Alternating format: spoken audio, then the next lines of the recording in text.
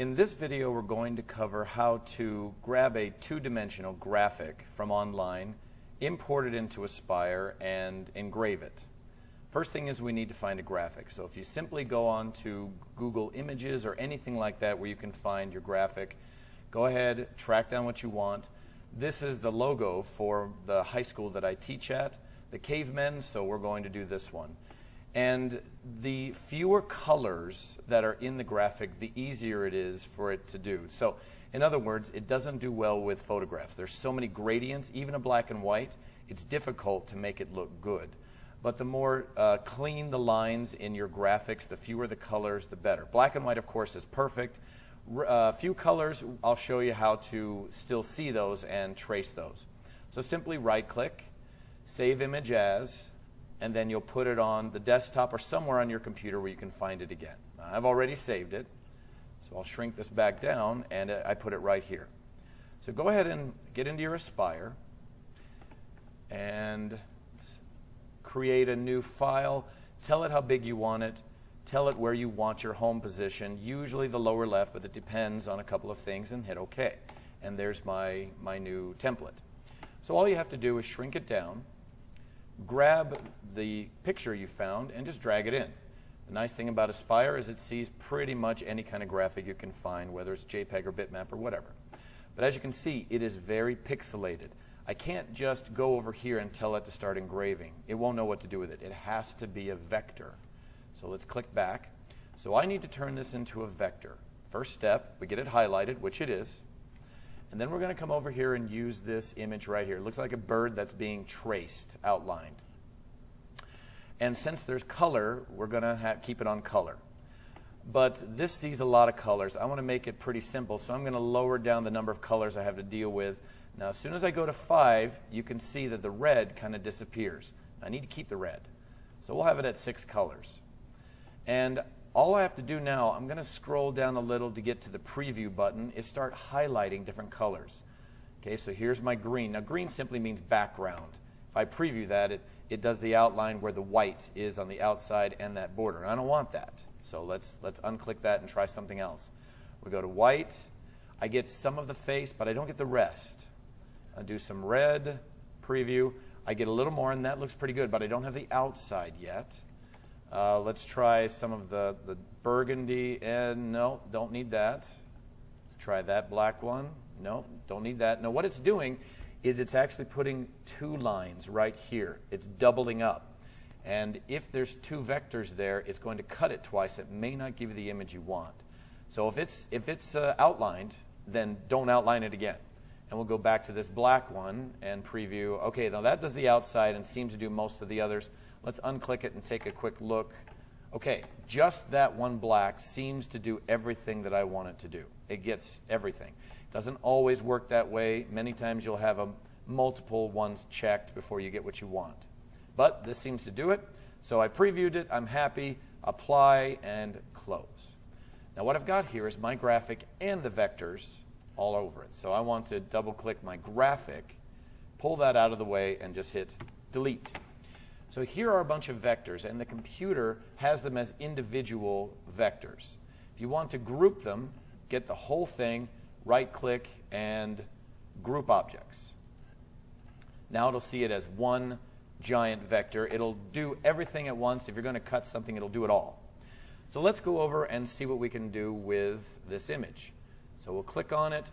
If I just want to simply use a V-groove and just outline the whole thing, I'll come over here to just file. It's going to be following a toolpath, following a vector, and I need it to be a V-bit. And I'm going down fairly light. This isn't very big, so if I go too deep, you'll lose the image. So I'm only going down 0.05 of an inch. And go ahead and you can give it a name, but go ahead and calculate. I just want to see what it's going to do, and hit play. That's not bad. Okay, if you zoom close, it's round here, but I do get the sharp corner there. And if that's what you're after, great. You're done. You can go ahead and engrave that, and do your G-code. But let's say I want to grab these inner vectors and actually inset them, cut them in all the way, not just around. All right, so let's go back to our 2D view. To do that, I have to ungroup this. So just go back to ungroup back to original layers, so now it'll see all of them. But I want to grab all those, so I'll hold down Shift and make a box. I got most of them. Hold down Shift, and I can grab the rest of these. And I can click on or off. You know, if I grab a vector that I don't want, I can click it again. So now I have all the inner vectors. I want to recess those. So let's see if we can pocket those out. So we're going to pocket. And normally with pocketing, I'll either use an end mill, but that's going to be pretty big. So maybe I'll use a ball nose and make it a little smaller. And OK. So the end mill is probably too big to get into a lot of these, so let's try this sharper one. And then we'll just go down, and again, it's not very deep. You can change that as you want. But let's see what happens. Calculate. All right, we'll reset, and hit play. Now, it's better. It's closer to what I wanted, but the problem is it's not getting in those really sharp areas that I'd like to see. I want it to get really down into these sharp corners. The issue that it isn't going that far is because this distance here to here is less than 1/8 of an inch. My ball nose bit is 1/8 of an inch, so I'm limiting how far I can go by how sharp these come down to. All right, so let's try something else. We need something sharper than that because I really want to get into those corners. All right, let's close this out. In this case, we used our 1/8 inch. Pocketing didn't work, so I want to use a V-bit. Now, I can use a V-bit. It's nice and sharp, 0.5 right there. So you just go to Select, Different Tool, V-bit, OK. And let's see what happens there. So now I have a sharp bit, and I calculate. Let's reset, hit play. It's a little better, but I still am running into the same problem. Not only did the V-bit kind of leave me a lot to have to sand, but it's still not getting down in those sharp corners that I want. For the same reason, the V-bit can't, you've given it a depth. It has to be limited by, again, the distance here to here. So it's working better, but still I need something that'll go all the way out to this corner. It'll actually lift out as it goes. So what I can do is I can try a different tool path. So let's close this out. I want to use, let's try a V-bit, has nice and sharp, but a V-carve. Whenever it does a font, letters, when it does something really sharp, the bit will retract out of the wood as it gets to a sharp area. So let's try that. So we hit that. It's still a V-bit, so that's already there. I can change it as needed. This time I cannot tell it how deep to go.